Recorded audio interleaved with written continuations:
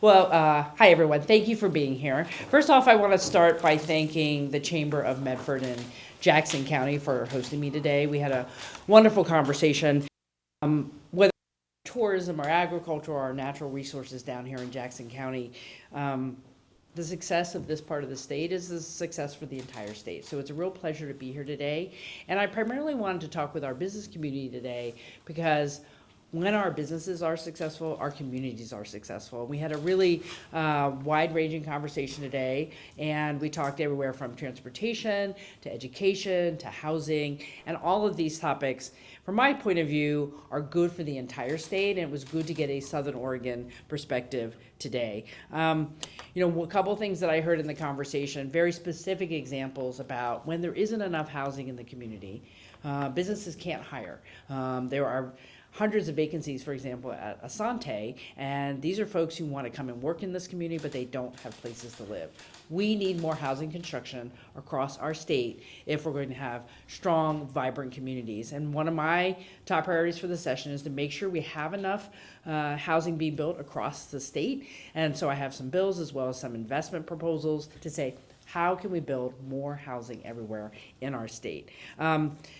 The other big conversation that I'm focused on is wildfire. I'll be spending the afternoon meeting with a community of folks who were impacted by the 2020 wildfires. Recovery is important to me. We're not going to leave any community behind in their full recovery from those fires nearly 5 years ago.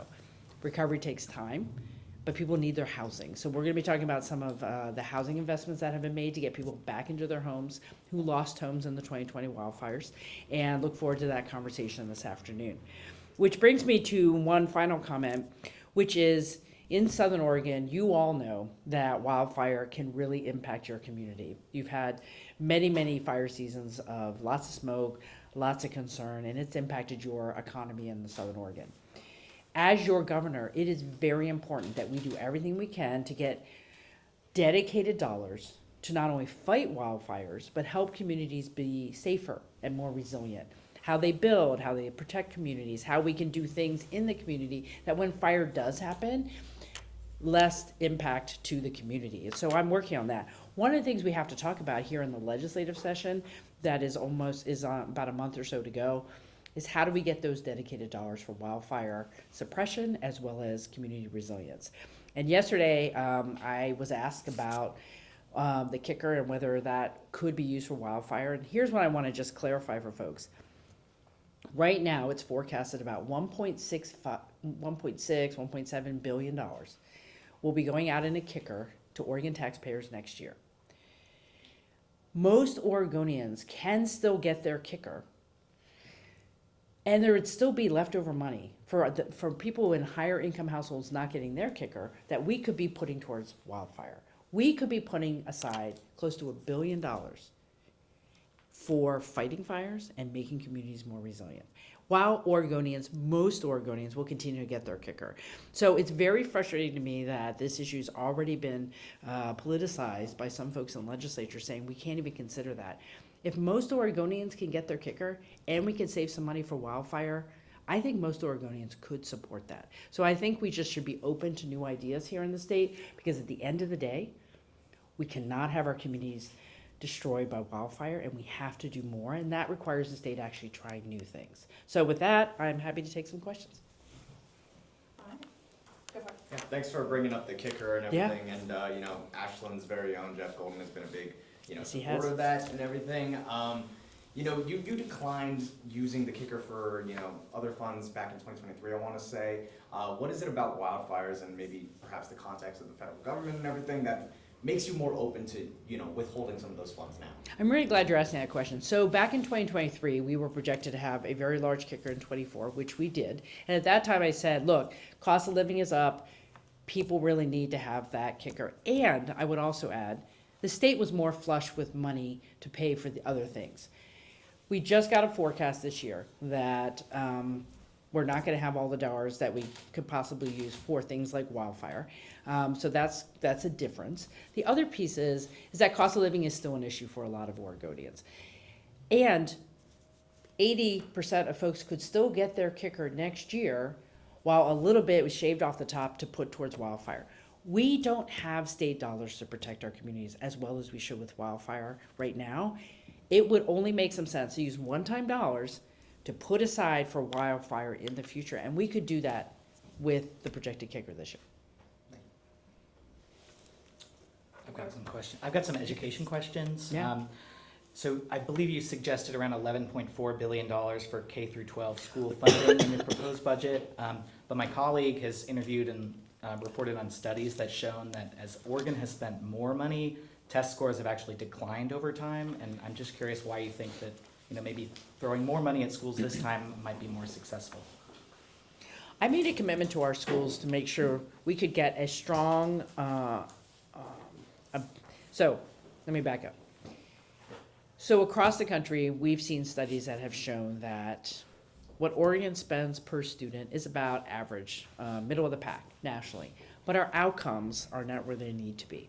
And so one of the things I committed to for this legislative session was greater accountability and partnership with our local school districts to make sure with the money they do have that we're getting better outcomes. And so I'm working on a bill this session with lawmakers to improve accountability, to connect resources to outcomes, whether it's better third grade reading or eighth grade math or graduation rates. We have to connect the resources to better outcomes. And I'm also fighting for the largest base budget we can get for our districts, because right now we're seeing a lot of cuts. This is post-pandemic. We're seeing some school districts really struggling. I think we can do both. We can have a strong base funding for our districts and require additional accountability, and that's what I'm focused on in the session. I'm gonna go off of that. I've been covering education here in the area for quite a while, but that was pretty much my question. But I just was curious your reaction to seeing the low test scores that came out this year across the entire state of Oregon. As someone who grew up in Oregon, I feel like I did great, but I was very surprised to see those low test scores. I think it's terrible when a child hits third grade, they can't read. And so that's why in 2023, I focused on early literacy and saying, are our teachers having the best skills that they can have to teach reading? And so we're trying to get more money into the schools so educators can I want the best skills I can have to help a kid read. Do they have the right curriculum? We were finding that districts weren't even using science-based, evidence-based curriculum to teach reading. We can change those things. Our educators want to do a better job. They want to be trained. They want better books to use in the classroom. It is up to all of us to make sure a child can read. Every child can read. So I've been focusing very much on that. It's embarrassing that we have schools where kids cannot read. Schools where only 20 or 30% of children are reading at third grade level when they reach third grade. That is unacceptable. And so I know we can do this. Districts around the state have made it happen. So I need every school district to be committed to that. And so we're gonna fight for money, but we're also gonna fight for accountability. So when you say, these resources are coming in my school, you have a plan to make sure every child can succeed, because that's what we wanna see. Okay, thank you. Yeah, thank you. Where'd you go to school? I grew up in Beaverton, so I graduated from Westview High School. Yeah. Beaverton is one of those districts that I think is doing a really good job. My so. twin brother teaches there now, so. Nice, well tell him I said hi. Governor, thanks for being in Hello Southern Oregon. What are you happy about this legislative session, and what are you upset about? Oh, happy? Am I allowed to be happy about it? No, you absolutely are. So this legislative session, I think we're all focused on the right priorities. There's a lot of interest in making sure we're doing more housing production, focusing on folks who are living outside and serving them so they can get rehoused. There's a big commitment this year to focus on mental health and addiction care, which is really important. I heard about it around the state. And good bipartisan commitment to the accountability bill when it comes to K-12, saying dollars aren't enough, there's no blank check, we have to have better outcomes for our schools. So I think one of the things that gives me a lot of hope for the session is that we have everyone focused on the same things. Where I'm frustrated is I feel like there are some things that are being held up and they need to get done. I would just say one of the things that I fully support is a ban on cell phone use in the schools from bell to bell. I think it's a mental health issue for our students. I think it's an issue of distraction when students are trying to learn. That bill should get done. It is not yet passed out of the second chamber. I hope we're going to get that done. So if anything, I'm probably getting a little concerned about where we are with a month left to go. I want to make sure we get some big things done. Thank you. Anybody with a first question? Okay. Okay, another question for me, there's a lot of eyes on President Trump's big, beautiful bill, and a lot of people are concerned about the cuts that might come with it, with, Medicaid and SNAP benefits. If this goes through, how do you anticipate this will affect Oregonians that really rely on these programs? So I'm really concerned about the conversations in Congress right now.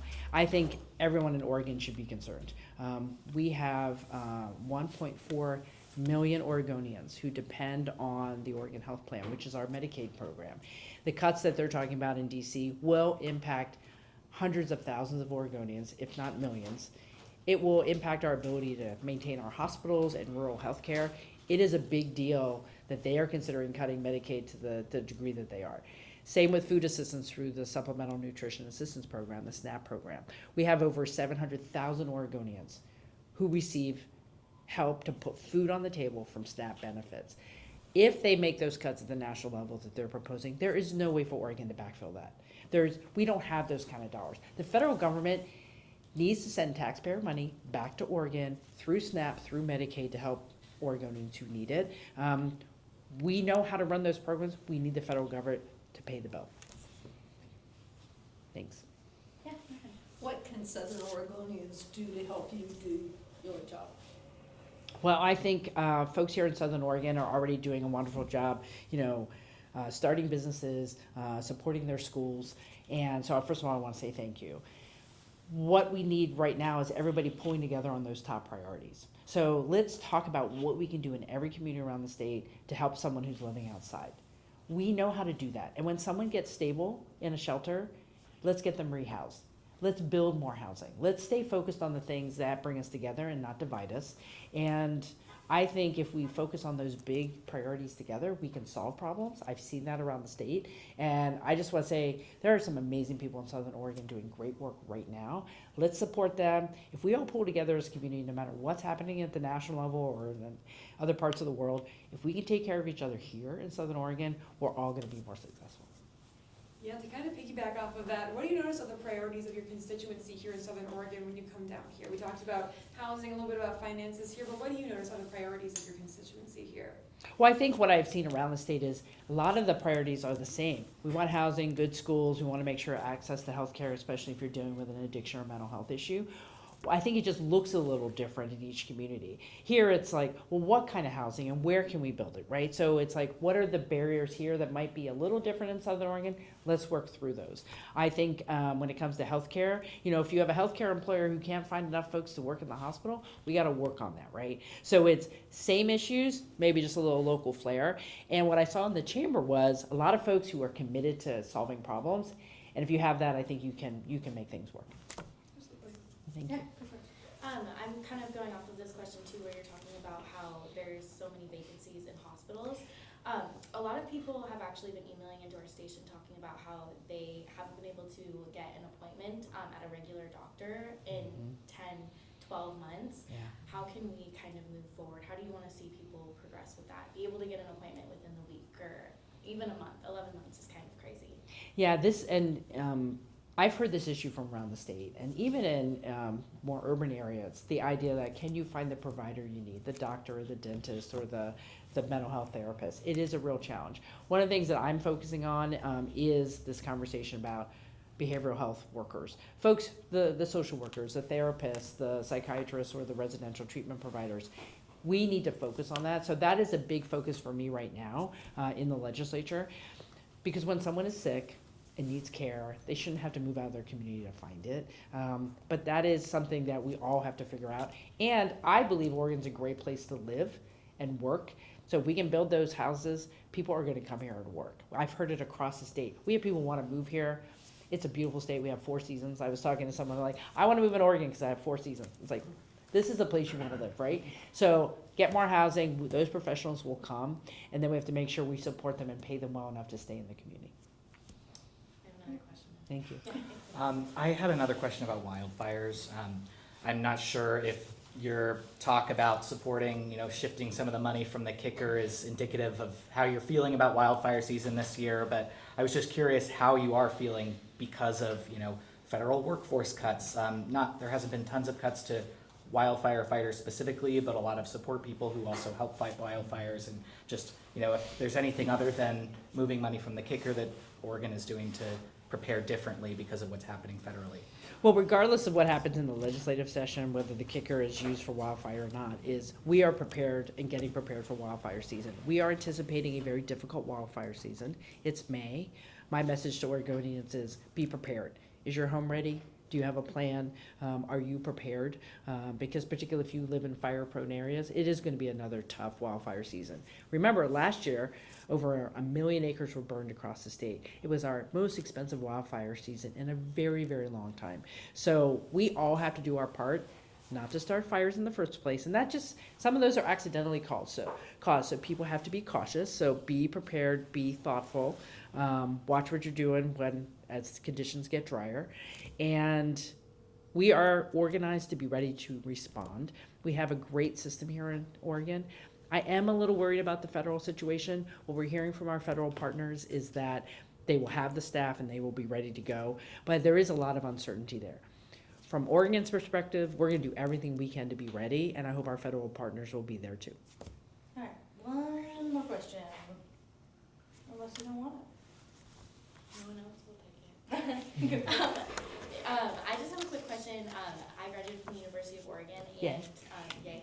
Go ahead. But they did a study about bigger businesses here in the area moving out Yes. because of taxes. Mhm. And I was just curious, your reaction to that. Dutch Bros is a huge company here in Southern Yes. Oregon, and it wasn't fully confirmed, but a lot of people can make conclusions that that's the reason why.